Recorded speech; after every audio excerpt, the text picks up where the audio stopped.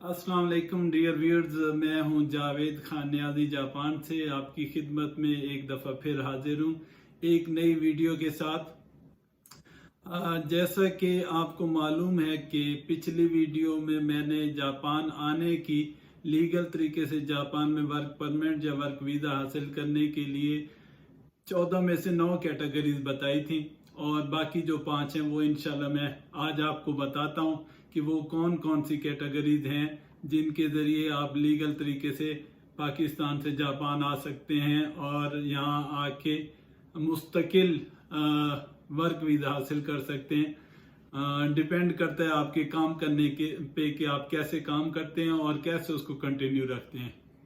तो नए आने वाले दोस्तों से मैं गुजारिश करूंगा कि वो सबसे पहले मेरा चैनल सब्सक्राइब करें और लाइक का बटन दबाएं।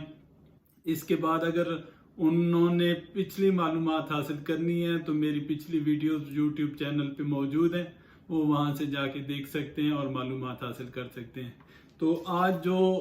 9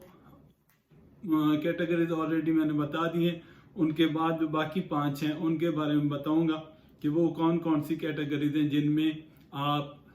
पाकिस्तान से जापान लेबर के तौर पे या वर्क वीज़ा के तौर पे आ सकते हैं और यहाँ के वर्क वीज़ा लेके काम कर सकते हैं।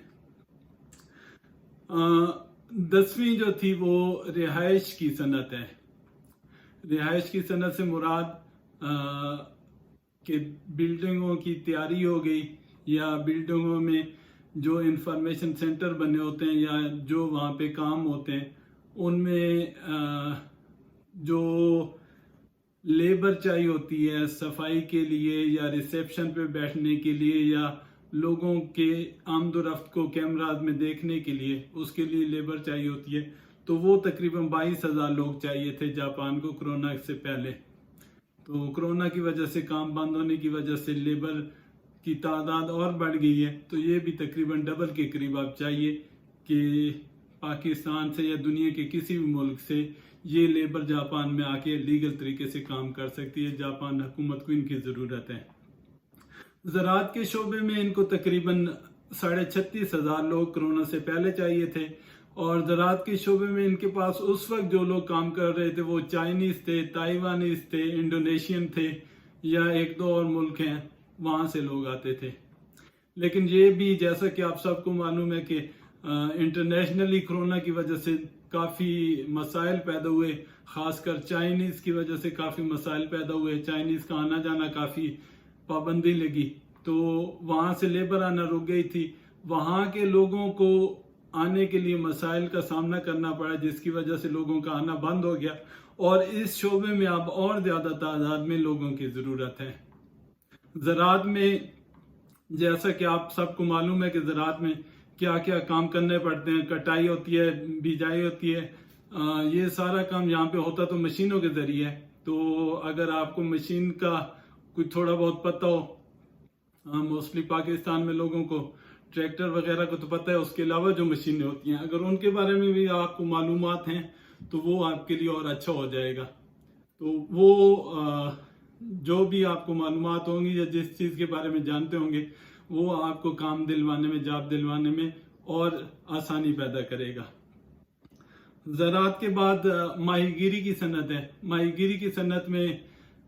मछलियों की देखभाल या आबी जानवरों की देखभाल या आबी जानवरों की अफजाइश नस्ल, आबी जानवरों को, मछलियों को पकड़ना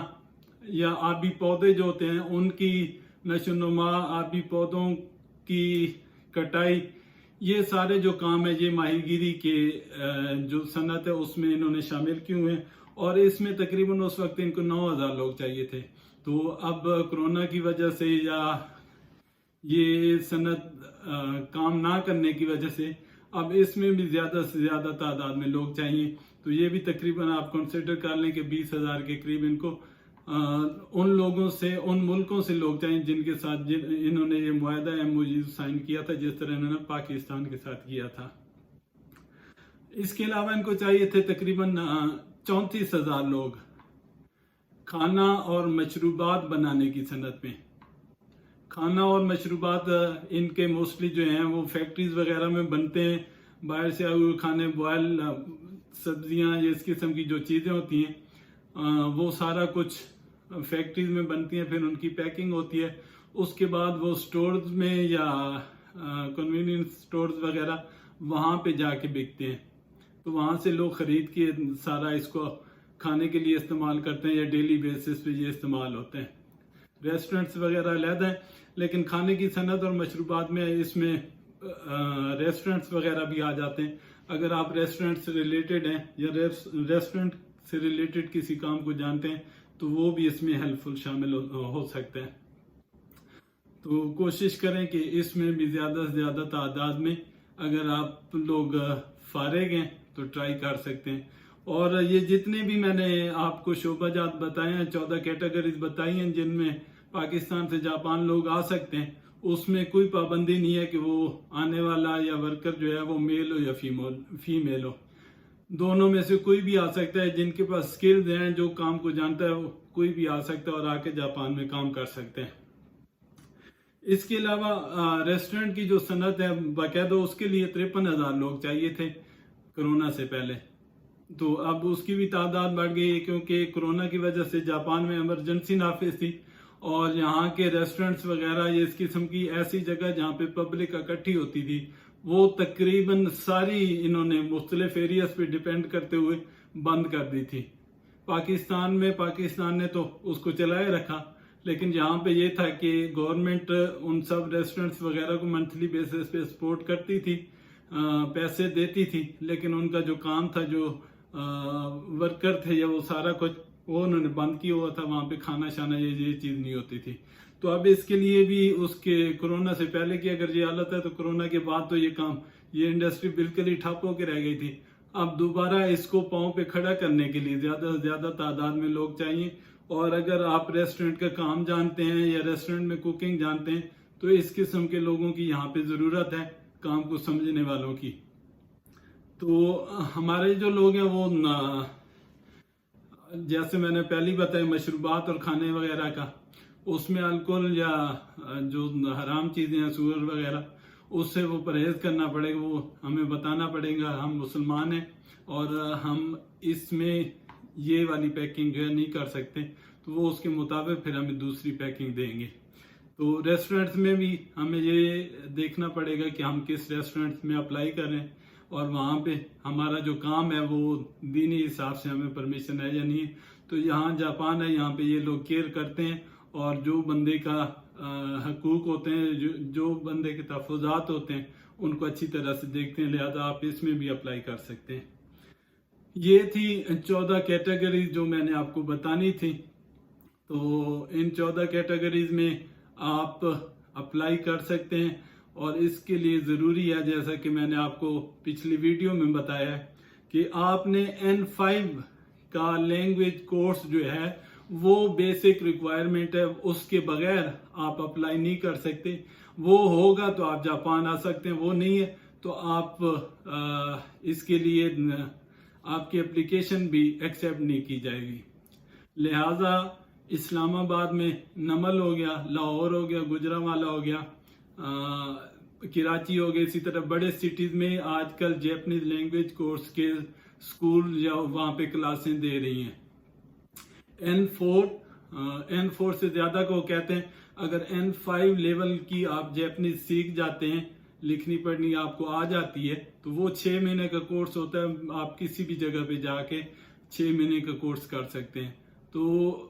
وہ آنے کی صورت میں آپ اس قابل ہوں گے کہ آپ روزمرہ کی جو بات ہے وہ اپنے فیکٹری مالکان سے، اپنے فیکٹری افسران سے یا فیکٹری ورکروں سے بات چیت کرنے کے لیے آپ کے لیے کافی ہوگی۔ تو وہ لازمی آپ نے سیکھنی ہے۔ اس کے بعد اب انشاءاللہ جو نیکسٹ ویڈیو ہے اس میں بتاؤں گا کہ یہ 14 کیٹیگریز یا ان میں جو سکلز آپ کے پاس ہیں وہ کرنے اور لینگویج کورس کرنے کے بعد آپ نے کہاں جانا ہے، آپ نے کن سے رابطہ کرنا ہے، وہ آپ کی جاب کا کیسے بندوبست کریں گے، اس ساری کی معلومات انشاءاللہ میں آپ کو اگلی ویڈیو میں بتاؤں گا۔ اور اس تک آپ کوشش یہی کریں کہ جیپنیز لینگویج اگر آپ آن لائن کہیں سے سیکھ سکتے ہیں تھوڑا بہت وہاں سیکھنا شروع کر دیں، نہیں تو جو میں نے آپ کو جو سکولز بتائے ہیں وہاں آپ کو اس کی 6 مہینے کے کورس کی سند کی ضرورت پڑے گی. تو وہاں پہ آپ تفصیلات لینا شروع کریں, کچھ معلومات حاصل کریں کہ ان کا جو ہے سلیبس یا ان کا جو کلاسیں ہوتی ہیں وہ کون سے مہینے سے شروع ہوتی ہیں, یا آیا کہ آپ کسی بھی وقت وہاں جا کے ایڈمیشن لے سکتے ہیں. یہ ساری معلومات آپ اتنی دیر حاصل کریں گے, اور اگلی ویڈیو میں انشاءاللہ آپ کو بتاؤں گا کہ آپ نے کیسے یہ سارا پروسیس کرنے کے بعد کیا کیا آپ کو مزید ریکوائرمنٹس کی ضرورت ہے اور کہاں پہ جا کے آپ نے اپلائی کرنا ہے. تو انشاءاللہ کوشش یہی ہے کہ آپ میں سے جتنے زیادہ لوگ جاپان میں آ کے کام کر سکتے ہیں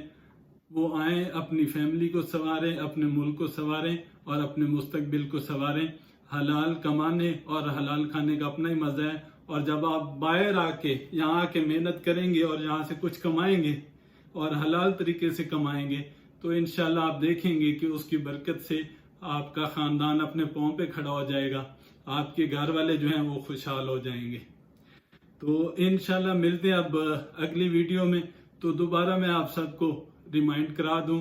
کہ جن لوگوں نے ابھی تک میرا چینل سبسکرائب نہیں کیا وہ سبسکرائب کرے اور لائک بھی کرے اور آگے اس کو شیئر بھی کرے. اور ہماری کوشش یہی ہوگی کہ جتنا ہو سکے ہم سوشل میڈیا کے تھرو اس پیغام کو اپنے پاکستانیوں تک پہنچائیں, اور پاکستانی زیادہ سے زیادہ تعداد میں پاکستان کے موجودہ برے حالات سے نکلیں اور وہ باہر آ کے کام کریں, چاہے وہ جاپان ہے چاہے دنیا کے کسی ملک میں بھی. میں جاپان میں بیٹھا ہوں تو میں آپ کو جاپان کے متعلق معلومات دے سکتا ہوں, یہاں کی معلومات دوں گا. یہاں آنے کی صورت میں انشاءاللہ آپ لوگوں کو سپورٹ بھی کریں گے اور دیکھیں گے آپ کہ آپ پاکستان کے لیے ایک اچھے انسان کے طور پہ, ایک اچھے محنتی ورکر کے طور پہ ابھر کے نکلیں گے اور پاکستان کی بہتری اور پاکستان کی بلندی کی طرف گامزن ہونے میں اپنا کردار ادا کریں گے. بہت مہربانی, دعاؤں میں یاد رکھیے گا. انشاءاللہ ملتے ہیں اگلی ویڈیو میں. امید کرتے ہیں کہ اگلی ویڈیو تک آپ اپنی تیاری پوری کر لیں گے. اللہ حافظ, ملتے ہیں نیکسٹ ویڈیو میں.